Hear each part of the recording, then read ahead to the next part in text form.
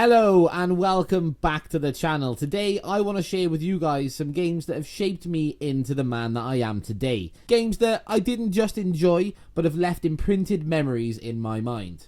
Now I will also say that I am 29, so the whole 30 thing is a bit of a lie, but it's going to happen sooner or later, so I'll be damned if it doesn't happen on my terms. This list isn't in ranking order, it's actually in chronological order of when I played them. However, the number one spot I think covers both sectors. But I've spoken for long enough, now it's time to get into the top 10 games that have shaped me. Number 10, Sonic the Hedgehog 2 on the Sega Mega Drive. This is the first game that I ever actually remember seeing. My family didn't own a Sega Mega Drive, we basically had a family friend lend it to us for a week, and I think the entire house was impressed, even my mum. I was too young to be any good at the game, but watching my mum and dad play was always impressive enough. It was probably just all of the colours moving across the screen really fast that got me, but this was just the first taste of what was yet to come. Number 9, Tomb Raider, PlayStation 1. The original Tomb Raider would probably crop up on most people's lists that grew up in the PlayStation 1 era. For me, there's many things in this game that are burnt into my memory. The weird gargoyle statues that for some reason, no matter where you stood in the room, their face would be looking at you.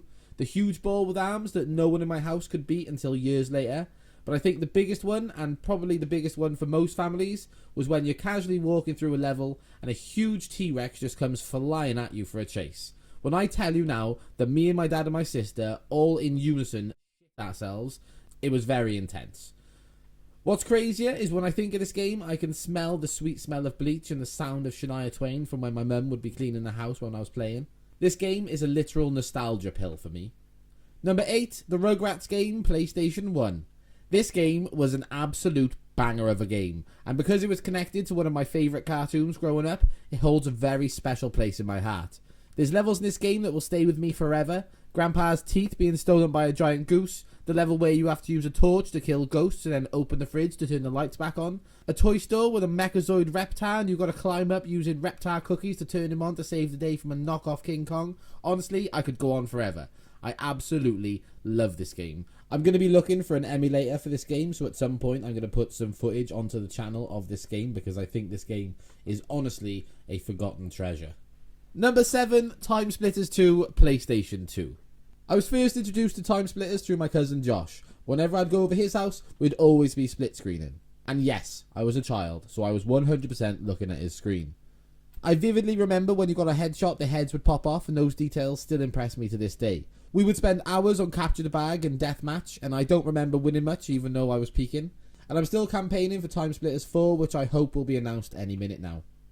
Number 6, Simpsons Hit and Run, PlayStation 2. There isn't much to say about this game that hasn't been said already. It's Grand Theft Auto meets Crazy Taxi meets The Simpsons. What else could you want? The game was true to character and was packed full of challenges, collectibles, and best of all, secret cars. We got to play as the whole family, apart from Maggie, but we got to play as a Pooh to make up for that. I think like most people, I spent most of my time flying around the streets in Frink's rocket car, smashing into people, and for some reason it always sounded like a child punching a pillow. This game needs a remake or a remaster. Absolutely anything, it needs to come back in some sort of way. Number 5, Pokemon Gold, Game Boy Color. Pokemon Gold is the first Pokemon game that I owned. I think my sister had Pokemon Yellow and I played it, but Pokemon Gold was my first full introduction to Pokemon games. I had books with guides, I even had kids on the street come to my house and ask me how to do things because the internet wasn't that great back then and I was a little Pokemon nerd.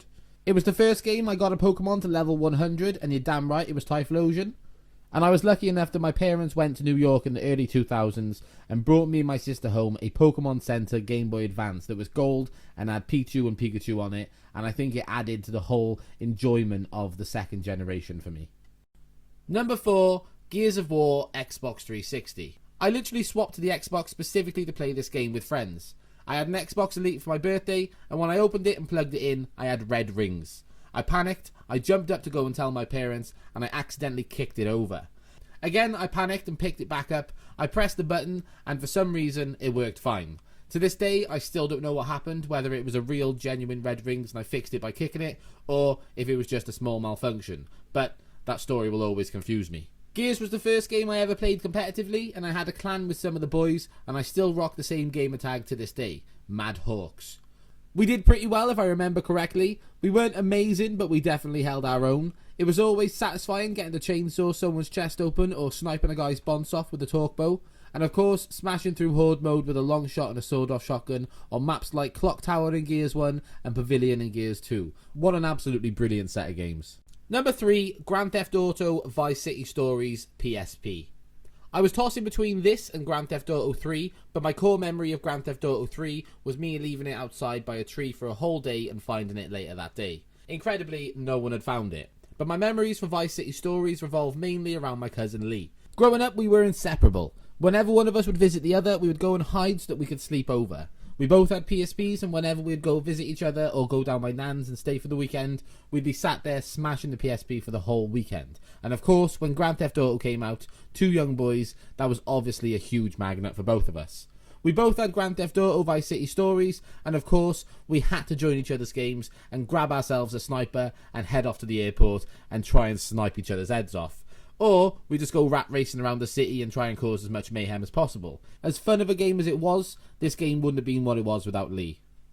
Number 2, Borderlands 2 Xbox 360. Now, Borderlands 1 could also be on this list, but I had to go for 2. 2 was the game that I really went in deep. I had a friend in college and we would join each other's games and grind bosses looking for the best gear. I remember the wars we had with Terramorphous the Invincible, blasting insane amounts of ammo at him with the B-Shield and the conference call shotgun combination. It was absolute insanity, but that was Borderlands in a nutshell. The art style was stunning, but also very set aside from other games. The comedy was perfect, and I still laugh when I think of Mr. Torg's monologue and the quotable, "I'm Torg, and I'm here to ask you one question, and one question only. Explosions?" And of course, we can't forget about Claptrap. That little robot is arguably the best part of the entire franchise. He's funny, and his kryptonite being stairs is the perfect cherry on top of an already hilarious cake. And my number 1, Fallout 3 Xbox 360. This game to me is every bit what a game should be, and I can tell you now, it swallowed me whole. This story was deep and customizable, with different story paths opening up with the choices that you make. And I'll be honest, I was very upset that you couldn't just send in Fawkes to the Purifier when he was literally just a super mutant. But that was allowed later when they added the Broken Steel DLC, so I let it go. The glitches in this game were absolutely hilarious. I didn't find myself annoyed, I just found myself laughing. When a Deathclaw would clock you from about 50 meters away and you just watch it run at you full pelt for ages, and as it gets right next to you, it would just fly up into the air and die. Those moments are what make games memorable, and this game was just chock-a-block full of them. Also being given the option to blow up Megaton, which I'm sure the developers knew we would all choose to do because we're all sadistic bastards, the choices we made genuinely felt like they mattered. Other Fallout fans would have probably picked Fallout New Vegas in this position, and that is also a fantastic game. I actually got so frustrated on a mission in Fallout New Vegas that I stopped playing altogether. I gave it a few weeks and drummed myself up for a big session of gaming to finally beat the game. I turned it on and beat the mission that was haunting me for so long first try. And that was the end of the game. I'd given up on the final mission. And talking about final missions, this is the final mission of the video. If you think any games would have been on your list, let me know in the comments, or just straight up put your list in there. I'd love to read them. As always, if you like the video, and subscribe if you like this sort of content. Ladies and gentlemen, thank you very much for joining me today. I will see you guys in the next one. Cheers! If you enjoyed that video, why not subscribe? If you enjoyed that video, why not subscribe? It'll help me and Natty continue to do the work that we're doing, and hopefully you'll enjoy it. Thanks!